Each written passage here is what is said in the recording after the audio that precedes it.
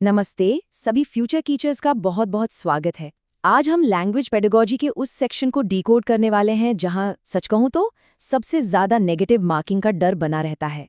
CTET हो, DSSB हो या कोई भी पीआरटी एग्जाम, लैंग्वेज पेडागोजी के सवाल जब आते हैं तो अक्सर कंफ्यूजन हो जाता है ना। ऐसा लगता है कि सारे ऑप्शंस ही सही हैं, फिर समझ नहीं आता कि आखिर चूज करें तो क्या करें। तो इसका पक्का सोल्यूशन क्या है? सोल्यूशन है सबसे ऑथेंटिक सोर्स जिसे एग्जाम पेपर सेटर्स भी फॉलो करते हैं, और वो है NIOS का मटेरियल। आज हम इसी ऑथेंटिक मटेरियल से NIOS 503 ब्लॉक 2 की यूनिट 4 यानी सुनना और बोलना को ऐसे समझेंगे कि इसके बाद कोई सवाल गलत हो ही नहीं। ये रहा हमारा आज का रोड मैप। हम बिल्कुल बेसिक्स से शुरू करेंगे, फिर क्लासरूम एक्टिविटीज, टीचर के रोल और फिर सीधे एग्जाम विनिंग स्ट्रैटेजीज तक जाएंगे। तो चलिए शुरू करते हैं। ओके, तो सबसे पहले ये समझना बहुत जरूरी है कि आखिर ये सुनना और बोलना यानी लिसनिंग और स्पीकिंग है क्या, और भाषा सीखने में इनकी इतनी इंपॉर्टेंस क्यों है। अक्सर हम सोचते हैं कि सुनना और बोलना दो अलग अलग चीजें हैं, पर सच तो ये है कि ये एक दूसरे के बिना अधूरे हैं, बिल्कुल डांस पार्टनर्स की तरह। एक के बिना दूसरा काम ही नहीं कर सकता। सोचिए, बच्चा पहले सुनता है, आवाजों को समझता है और फिर उन्हीं आवाजों के सहारे बोलने की कोशिश करता है। इसलिए ये दोनों स्किल्स हमेशा साथ साथ चलती हैं। यहाँ एक बहुत ही इंपॉर्टेंट कॉन्सेप्ट है जिसमें अक्सर कंफ्यूजन होता है। एक होता है हियरिंग यानी सिर्फ सुनना, और दूसरा है लिसनिंग यानी ध्यान से सुनकर समझना। देखिए, हियरिंग एक फिजिकल प्रोसेस है, आवाज बस कानों तक पहुंच गई, लेकिन लिसनिंग एक मेंटल प्रोसेस है जिसमें उस आवाज को, उस बात को डिकोड किया जाता है, उसका मतलब निकाला जाता है। तो NIOS के हिसाब से लिसनिंग की सही डेफिनेशन क्या हुई? ये सिर्फ साउंड वेव्स को रिसीव करना नहीं है। ये एक एक्टिव प्रोसेस है जिसमें सुनी हुई बात को समझकर उसका मीनिंग ग्रैस्प किया जाता है। हमेशा याद रखें, एग्जाम के लिए दो शब्द सबसे इंपॉर्टेंट है, समझना और अर्थ ग्रहण करना।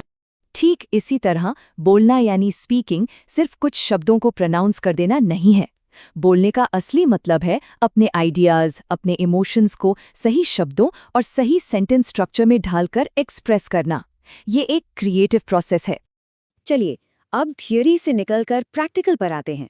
एक टीचर होने के नाते क्लासरूम में ऐसा क्या किया जा सकता है जिससे बच्चों की लिसनिंग और स्पीकिंग स्किल्स नेचुरली डेवलप हों। आइए कुछ मजेदार एक्टिविटीज का पिटारा खोलते हैं। सबसे पहले कविता और बाल गीत। ये सिर्फ एंटरटेनमेंट के लिए नहीं है, इनके जरिए बच्चे भाषा की लय, उसके उतार चढ़ाव और अलग अलग ध्वनियों को सीखते हैं। और जब सब बच्चे मिलकर गाते हैं ना, तो उनकी झिझक भी खुलती है और उनकी क्रिएटिविटी को एक नया आसमान मिलता है। ये मेरी पर्सनल फेवरेट एक्टिविटी है, चित्र चर्चा यानी पिक्चर टॉक। बस एक तस्वीर दिखाकर बच्चों से पूछना है कि उन्हें क्या दिख रहा है। ये सिंपल सी एक्टिविटी बच्चों को कितने सारे मौके देती है ऑब्जर्व करने का, इमेजिन करने का और फिर अपने शब्दों में एक्सप्रेस करने का। उनकी कल्पना शक्ति और बोलने का कौशल दोनों एक साथ डेवलप होते हैं। इनके अलावा भी बहुत कुछ है, जैसे कहानी सुनाने से बच्चों की कल्पना शक्ति और वोकैबुलरी दोनों बढ़ती हैं।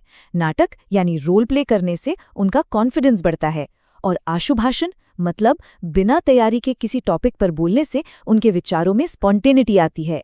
ये सारी एक्टिविटीज भाषा को एक खेल बना देती हैं।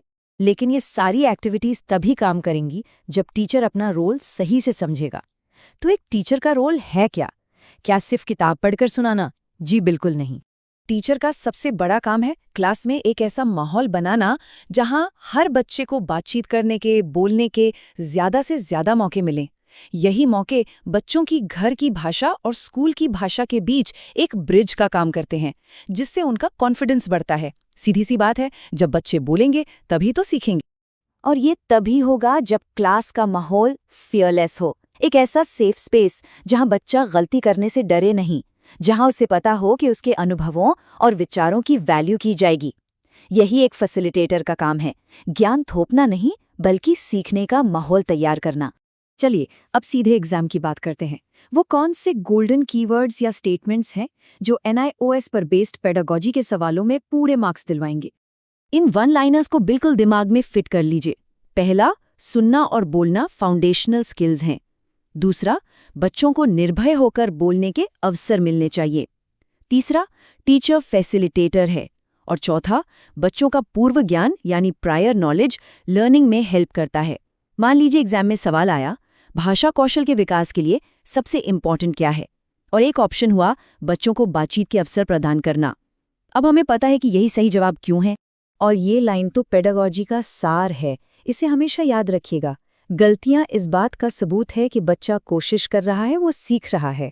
गलतियां बच्चे के अज्ञान को नहीं दिखाती, बल्कि ये दिखाती हैं कि वो ज्ञान का निर्माण कैसे कर रहा है। इन्हें एक लर्निंग टूल की तरह देखना चाहिए।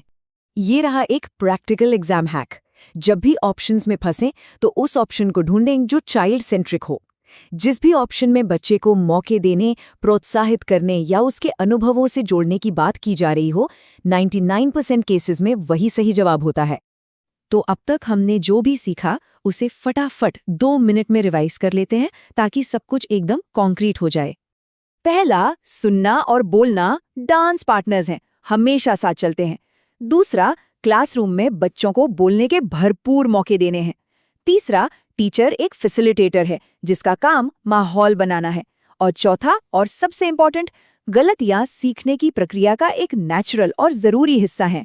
इन कॉन्सेप्ट्स को आत्मसात कर लीजिए और मैं पूरे विश्वास से कह सकती हूँ कि सुनना और बोलना टॉपिक से कोई भी सवाल गलत होने की संभावना अब ना के बराबर है। इस टॉपिक पर आपकी तैयारी अब 100% पूरी है। तो अब जब भाषा के 2 कौशल, सुनना और बोलना, बिल्कुल क्रिस्टल क्लियर हो गए हैं, तो क्या अगले 2 कौशलों, पढ़ना और लिखना, को मास्टर करने के लिए तैयार हैं? अपनी लर्निंग जर्नी को जारी रखें। मिलते हैं अगले विश्लेषण में।